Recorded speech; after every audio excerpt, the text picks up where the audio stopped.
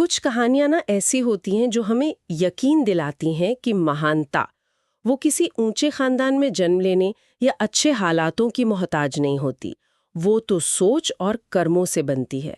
आज हम एक ऐसी ही शख्सियत की कहानी में उतरने वाले हैं जो तमिलनाडु के एक छोटे से गांव से निकलकर भारत के सबसे ऊंचे पद राष्ट्रपति भवन तक पहुंचे। तो आज का हमारा मिशन कह सकते हैं साफ है, डॉक्टर एपीजे अब्दुल कलाम के जीवन को परत दर परत समझना।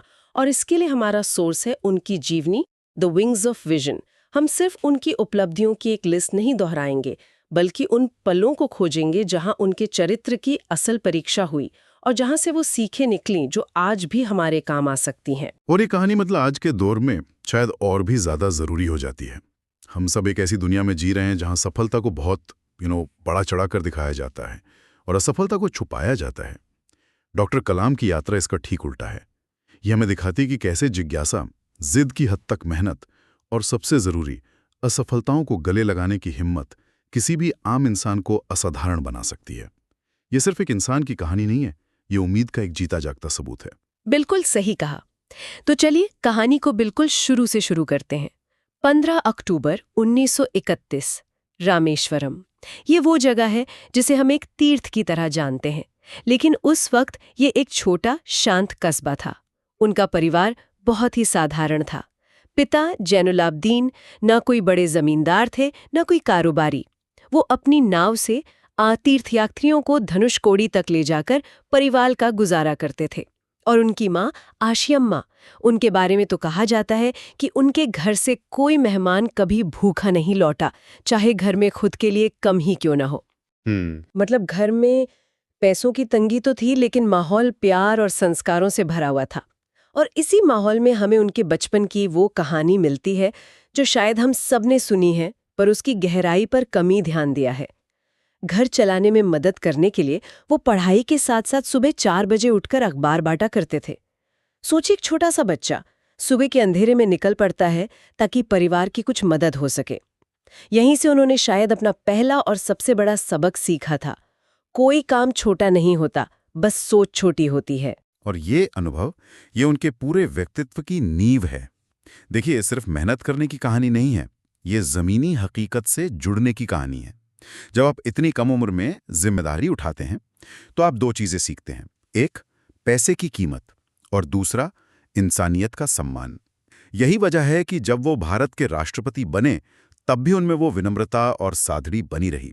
वो कभी नहीं भूले कि वो कहाँ से आए हैं।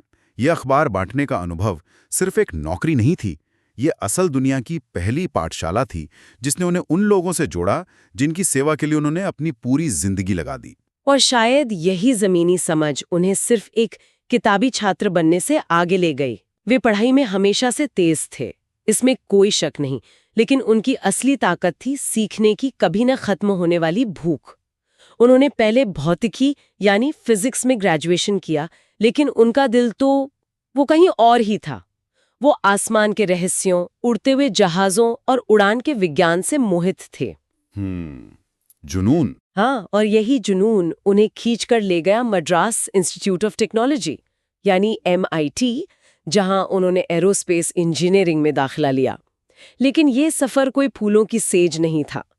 जीवनी में एक बहुत ही एक निर्णायक घटना का जिक्र है। एक प्रोजेक्ट पर काम करते हुए उनसे कुछ गलती हो गई और वो डेडलाइन से पीछे चल रहे थे। उनके एक प्रोफेसर ने उन्हें बुलाया और सीधे सीधे चेतावनी दी, तुम्हारे पास 3 दिन है। अगर तुमने इस प्रोजेक्ट को ठीक करके पूरा नहीं किया तो तुम्हारी स्कॉलरशिप रद्द हो जाएगी। ये आज के जमाने में तो बहुत कठोर लगता है ना? कठोर तो है, पर शायद उस दौर की जरूरत भी थी। ये सिंक और स्विम वाली मानसिकता थी, मतलब या तो तैरो या डूबो। लेकिन यहाँ एक और सवाल उठता है, क्या इस तरह का जबरदस्त दबाव हमेशा रचनात्मक होता है, या ये सिर्फ भाग्य था कि कलाम जैसे छात्र इसे झेल गए और टूटे नहीं? क्योंकि कई लोग ऐसे दबाव में बिखर भी सकते हैं। ये एक बहुत अच्छा सवाल है, क्योंकि उनकी जीवनी में तो इसे एक सकारात्मक मोड़ की तरह दिखाया गया है। कहते हैं कि वो उस रात हॉस्टल नहीं गए, सीधे वर्कशॉप में जाकर काम पर लग गए। बिना सोए, बिना ठीक से खाए उन्होंने दिन रात एक कर दिया, और तीसरे दिन जब प्रोफेसर देखने आए तो प्रोजेक्ट लगभग पूरा हो चुका था। प्रोफेसर उनकी लगन देखकर हैरान रह गए और उन्होंने कलाम को गले लगा लिया।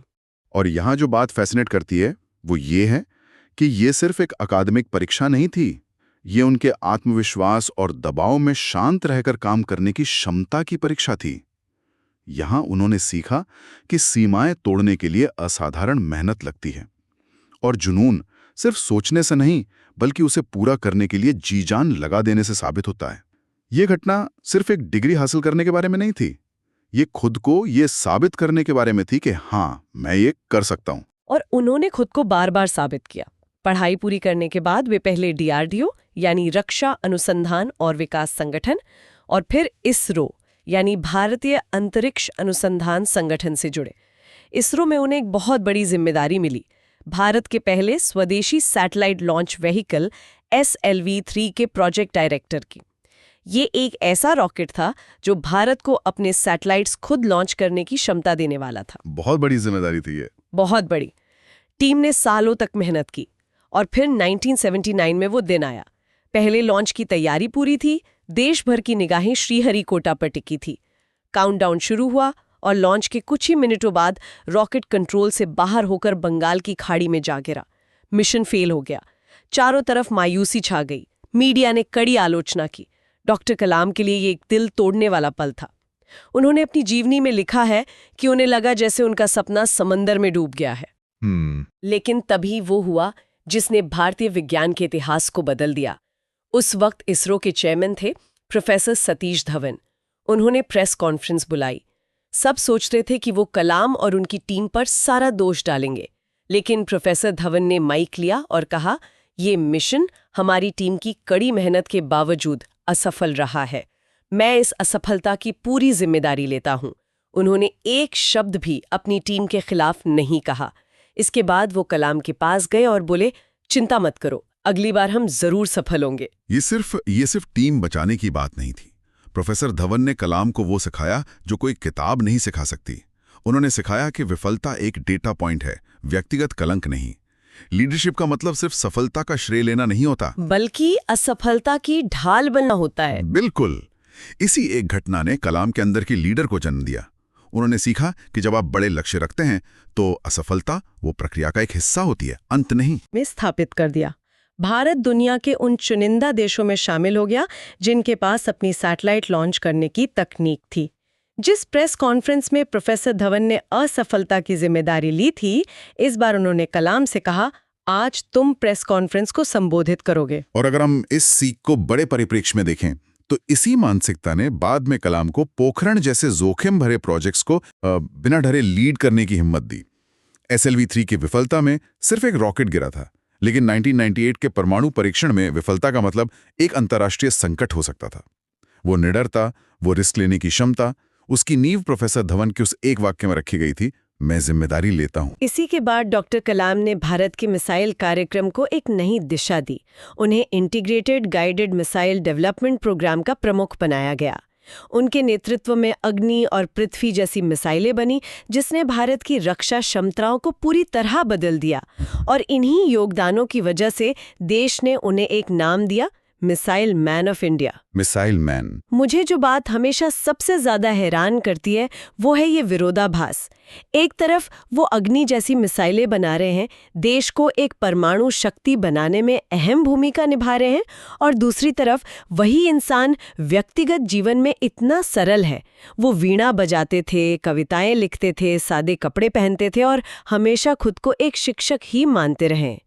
इस शक्ति और सादगी को मतलब एक साथ कैसे समझा जाए? ये एक बहुत जरूरी सवाल है, और मेरे ख्याल से उनकी सादगी सिर्फ उनका व्यक्तिगत गुण नहीं थी, ये एक बहुत सोचा समझा संदेश भी था। वो दुनिया को और अपने देश को ये बता रहे थे कि भारत की असली शक्ति दिखावे में, सोने चांदी में या बड़ी बड़ी इमारतों में नहीं है। भारत की असली शक्ति उसके लोगों के दिमाग में है, उनके ज्ञान में है। वो सिंपल लिविंग, हाई थिंकिंग के प्रतीक थे। उनकी सादगी उनकी ताकत को कम नहीं करती थी, बल्कि उसे और ज्यादा प्रामाणिक बनाती थी। और फिर साल 2002 में उनके जीवन का एक बिल्कुल अप्रत्याशित अध्याय शुरू हुआ। उन्हें भारत का 11वां राष्ट्रपति चुना गया। देश का मिसाइल मैन अब महामहिम बन चुका था, लेकिन राष्ट्रपति भवन की ऊंची दीवारें भी उन्हें बदल नहीं पाईं। उन्होंने राष्ट्रपति भवन के दरवाजे आम लोगों, खासकर बच्चों और छात्रों के लिए खोल दिए। वो लगातार स्कूलों और कॉलेजों में जाते रहे। उनके भाषण किसी नेता के भाषण जैसे नहीं होते थे, वो एक शिक्षक की क्लास की तरह होते थे, और उनकी हर बात का केंद्र एक ही होता था: युवा ही इस देश का भविष्य है। और इसीलिए उन्हें जनता का राष्ट्रपति कहा गया। ये सिर्फ एक उपाधि नहीं थी, ये उनके काम करने का तरीका था। उन्होंने राष्ट्रपति पद को सत्ता के एक अभेद्य किले से निकालकर प्रेरणा और सेवा के एक खुले केंद्र में बदल दिया। उन्होंने ये साबित किया कि देश के सर्वोच्च पद पर बैठकर भी अब जनता से सीधे जुड़ सकते हैं, उनकी भाषा में बात कर सकते हैं। ये भारतीय राजनीति में एक बहुत बड़ा बदलाव था। उन्होंने पद की गरिमा को कम नहीं किया, बल्कि उसे जनता के सम्मान से जोड़ दिया। सही बात है। और राष्ट्रपति का कार्यकाल पूरा होने के बाद भी वो थके नहीं, रुके नहीं। वो वापस अपनी पहली मोहब्बत यानी पढ़ाने और लिखने के काम में लग गए। एक वैज्ञानिक और राष्ट्रपति से परे उनकी एक और पहचान थी, एक लेखक और एक विचारक की। उनकी किताबें wings of fire, ignited minds, India 2020 ये सिर्फ किताबें नहीं हैं, ये आज भी लाखों युवाओं के लिए एक मैनुअल की तरह है। बिल्कुल। और उनका वो प्रसिद्ध उद्धरण तो जैसे हर किसी की जुबान पर है: सपने वो नहीं जो आप नींद में देखते हैं, सपने तो वो हैं जो आपको सोने ही ना दें। कितनी सीधी लेकिन कितनी शक्तिशाली बात है। हाँ, और उनकी साहित्यिक विरासत का मूल संदेश यही है, युवाओं को बड़े सपने देखने के लिए उकसाना। ये सिर्फ पॉजिटिव थिंकिंग की बात नहीं थी। वो कहते थे कि बड़ा सपना देखो, फिर उस सपने को हासिल करने के लिए ज्ञान प्राप्त करो, फिर उसके लिए कड़ी मेहनत करो, और रास्ते में आने वाली बाधाओं से डरो मत। बिल्कुल। उनकी असली विरासत शायद मिसाइलों में नहीं, बल्कि उन करोड़ों युवाओं के दिमाग में है जिनके अंदर उन्होंने एक चिंगारी जलाई। उन्होंने लोगों को सोचने का एक नया नजरिया दिया, और उनका जीवन समाप्त भी उसी काम को करते हुए हुआ जिसे वो सबसे ज्यादा प्यार करते थे: सिखाना। 27 जुलाई 2015 जगह थी IIM शिलोंग। वो छात्रों को लेक्चर दे रहे थे। टॉपिक था एक रहने योग्य ग्रह बनाना। और मंच पर बोलते बोलते ही अचानक वो गिर पड़े। दिल का दौरा पड़ा था। एक शिक्षक, एक वैज्ञानिक, एक मार्गदर्शक पढ़ाते पढ़ाते ही इस दुनिया से चला गया। इससे ज्यादा सटीक और मार्मिक अंत शायद उनके जीवन का हो ही नहीं सकता था। तो आज की इस पूरी बातचीत से जो बड़ी बातें निकल कर आती हैं वो ये है कि हालात चाहे कितने भी मुश्किल क्यों ना हो, सपने देखना कभी नहीं छोड़ना चाहिए। सफलता मिले तो उसे विनम्रता से संभालना चाहिए, और असफलता आए तो उसे साहस से एक सबक की तरह अपनाना चाहिए। और ज्ञान वो बांटने से ही बढ़ता है, उसे अपने तक रखने से नहीं। बिल्कुल। और इन सीखों को अगर हम आज के संदर्भ से जोड़ें तो उनकी कहानी सिर्फ व्यक्तिगत विकास का ही नहीं, बल्कि राष्ट्र निर्माण का भी एक खाका पेश करती है। एक ऐसा राष्ट्र जो अपनी सैन्य शक्ति पर गर्व करे, लेकिन जिसकी नींव शिक्षा, नवाचार और सादगी पर टिकी हो। उनकी कहानी हमें बार बार याद दिलाती है कि एक देश की असली ताकत उसकी मिसाइलों में नहीं, बल्कि उसके शिक्षित और प्रेरित युवाओं के सपनों में होती है। वाकई एक असाधारण जीवन और एक असाधारण विरासत। इस चर्चा को खत्म करने से पहले हम अपने श्रोताओं के लिए एक सवाल छोड़ जाते हैं। डॉक्टर कलाम हमेशा युवाओं को अलग तरह से सोचने के लिए प्रोत्साहित करते थे। आज के इस डिजिटल दौर में, जब हर तरह की जानकारी और विचार हमारे फोन पर बस एक क्लिक दूर है, अलग तरह से सोचने का सही मतलब क्या हो सकता है? और इससे भी जरूरी सवाल, इससे हम अपनी रोजमर्रा की जिंदगी में उतार कैसे सकते हैं?